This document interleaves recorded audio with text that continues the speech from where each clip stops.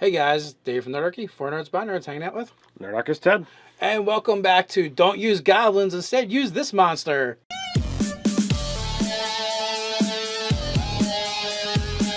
Jump down in the description below where you can sign up for Nerdarchy the newsletter, get weekly gaming tips, as well as learn how to game with Nerdarchy. Alright, so our latest request is to do a goblin since we did the orc. People seem to like that, right? And we have the goblin as a small humanoid, and it's neutral evil. So we want to use that kind of a little bit of as our basis. Armor class is a 15, hit points is 7. They actually get a decent stealth check, so that takes into consideration. Nimble escape, they have that ability. Goblins can take disengage or hide action as a bonus action. So if you use goblins right, they should be moving around the battlefield a lot. They get a scimitar attack for die 6 plus 2, or a ranged attack for die 6 plus 2. They get a plus 4 to hit. All right, so we're doing the don't use goblins, use this. Like last time, we're each gonna pick something, exact same challenge rating, and give a reason why we think we should use that instead. Discuss it, yes. All right, so I chose Mongrelfolk, so I'm leaving the monster manual and I'm going into Curse of Strahd, page 234. The Mongrelfolk, they can be any alignment. So if you want to have an evil group of hideous humanoids, by all means, there's no reason why you couldn't do it.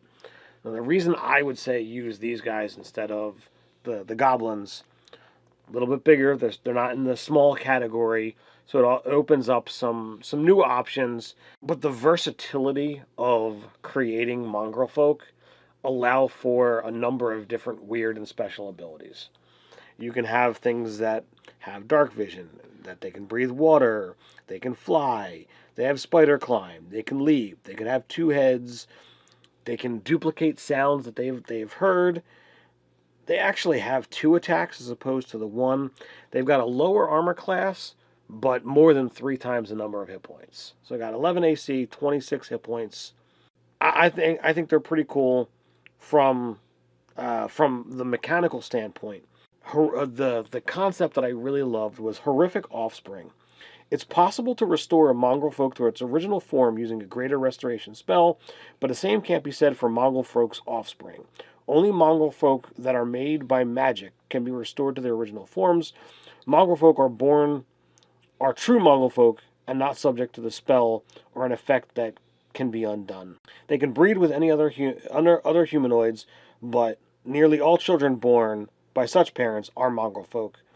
About 1 in every 100 is born looking like a non-Mongrelfolk parent.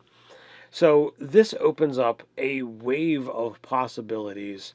You could have these guys that are literally on a quest to try and be restored.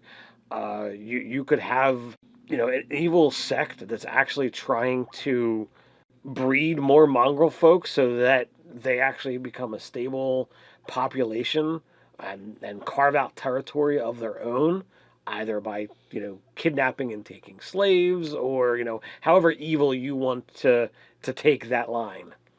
Well, this opens up for like cults and things like that. I could easily see like, what if the players basically come across this evil plot by mongrel men, right, or people that made mongrel men. I like the idea of using the mongrel men themselves, though, where they're trying to actually poison the water supply of a city. And by poison, I mean like they've enacted, they've created a concoction that is going to mutate people and basically turn them into mongrel folk. Or you could go with the magic route and like they're trying to enact a ritual that's going to encompass the city and going to start turning people into mongrel folk. So you could do a bunch of different things with that. And the fact that there's, you're a made mongrel folk, or that you're born as a mongrel folk, that does open up the possibilities. And just by saying that there's a process that makes mongrel folk, you're gonna get a lot of different ways to use the mongrel folk in your game. Like I said, it could be a cult, it could be a race, it could be an accident. Like there's so many different things that could happen. Like what if the way you use them is your players, your party comes across some kind of catastrophic event, right? That's already happened. A city has been toppled and the only survivors are these Mongrelfolk creatures. And whatever caused the city to topple actually mutated the population. So yeah, you might have some fights and some skirmishes in the beginning that might later turn into role playing, and then going, oh, how can we fix this? How can we undo this? This could start as a very low level adventure and go span the entire campaign. And getting back to the actual design of the creatures, these are only some of the options. If there's some creature that you like out of any of the monsters, there's nothing to say that you couldn't. Well, I'm going to slap that on one of these things because that's what they do.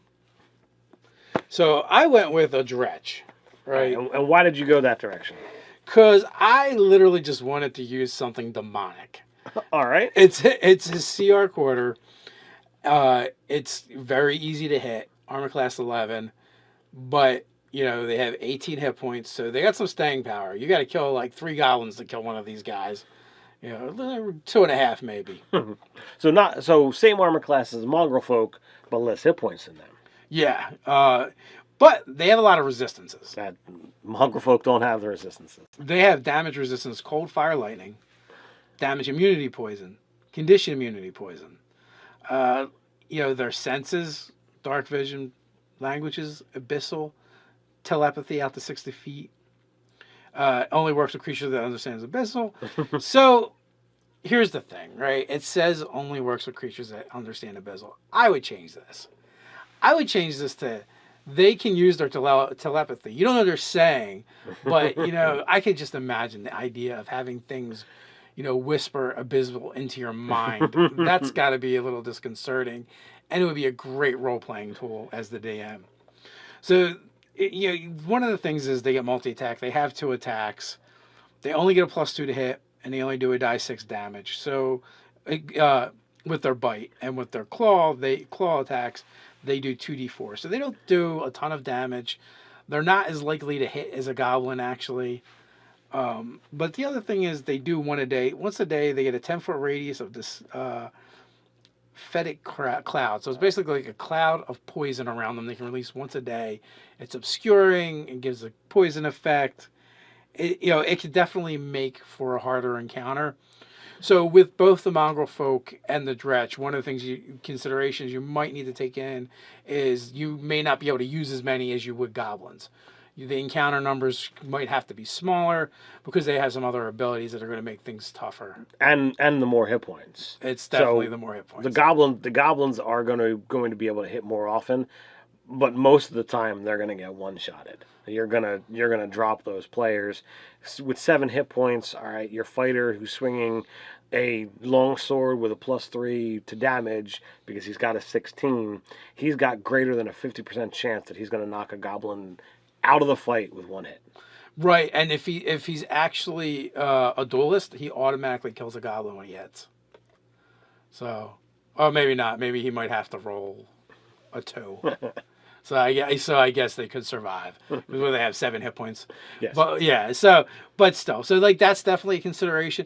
So I like the idea of possibly using the Dretches in combination with cultists or maybe an evil cleric, something along those lines that maybe the players aren't going to encounter right away. See, the thing with the Dretch is that's going to automatically ensure that there is more beyond what's there because you've got that fiendish sect going on. You've got that connection. They got to get here somehow. They have to get here somehow. Somebody brought them here. Somebody sent them there. What's going on? How are they doing it? Why are they doing it? And that's automatically going to have that intelligent player be like, all right, I need to know why. I got to look into this. It's prompting an investigation. It's prompting that exploration, that role playing. They could even have a quasit boss, which I kind of like that idea. So there's like a lot of room. There's a lot of room to grow an adventure out from this. Whether you're talking about this is just an encounter, or again, it could be campaign spanning if you want it to be. And that's the fun thing. Like if you really delve into D&D and the monsters, there's ways to take like even the lowliest of monster and kind of just make it, turn into a campaign spanning event that kind of pulls your players along and gets them involved in the world right from the beginning. I mean, literally, both the devils and the demons.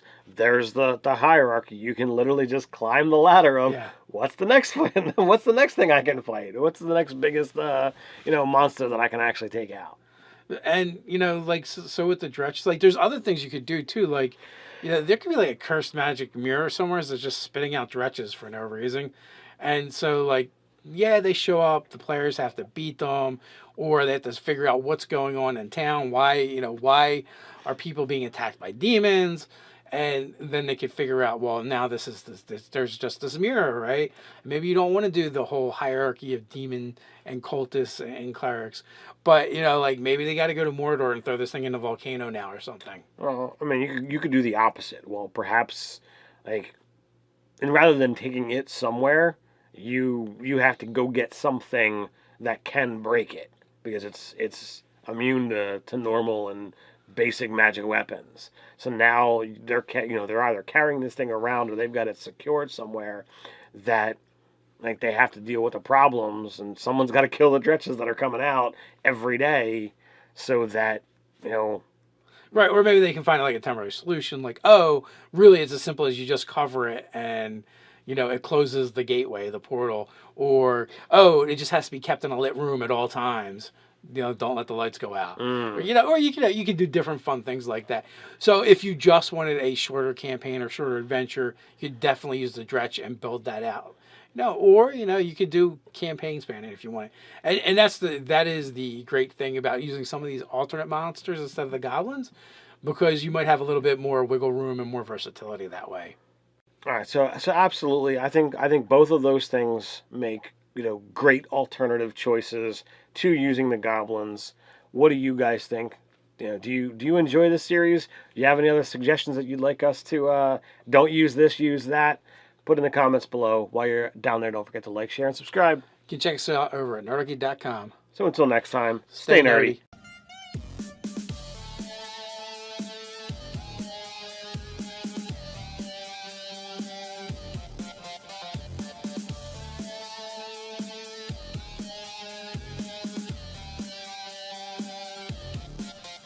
They actually get a decent stealth check, so that takes into consideration. Nimble escape, they have that ability. Goblins can take disengage or hide action as a bonus action. So if you use goblins right, they should be moving around the battlefield a lot. They get a scimitar attack for die 6 +2 or a ranged attack. Hey guys, Dave from Nerdarchy, 4 Nerds by Nerds, hanging out with Nerdarchy's Ted.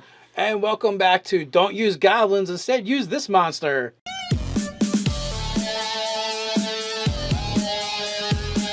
Jump down in the description below where you can sign up for Nerdarchy, the newsletter, get weekly gaming tips, as well as learn how to game with Nerdarchy. All right. For die 6 +2, they get a +4 to hit. All right, so we're doing the don't use goblins, use this. Like last time, we're each gonna pick something, exact same challenge rating, and give a reason why we think we should use that instead. All right, so our latest request is to do a goblin. Since we did the orc, people seem to like that, right? And we have the goblin as a small humanoid, and it's neutral evil. So we want to use that kind of a little bit as our basis. Armor class is a 15, hit points is 7. Then discuss it. Yes. All right, so I chose Mongrelfolk. So I'm leaving the monster manual and I'm going into Curse of Strahd, page 234. The Mongrelfolk, they can be any alignment. So if you want to have an evil group of hideous humanoids, by all